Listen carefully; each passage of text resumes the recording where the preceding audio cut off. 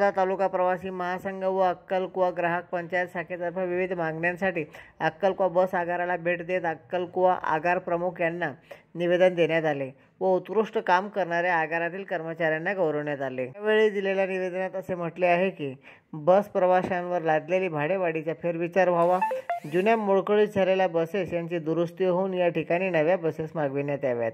तसेच नंदुरबार येथून तळोदा येण्यासाठी रात्री अपरात्री वेळ होत असल्याने 9 वाजेची बस सुरू करण्यात यावी। तळोदा व नंदुरबार ये जा करणाऱ्या बसेसची संख्या दिवसभरातून वाढविण्यात यावी, अशा आशयाचे निवेदन अक्कलकुवा आगार प्रमुख रवींद्र मोरे यांना यावेळी देण्यात आले। तळोदा तालुका प्रवासी महासंघाचे अध्यक्ष ॲडव्होकेट अल्पेश जैन, ग्राहक पंचायतीचे अक्कलकुवा तालुका अध्यक्ष जीवनलाल भन्साली यांनी निवेदन देत घराणे मांडले। यावेळी प्राध्यापक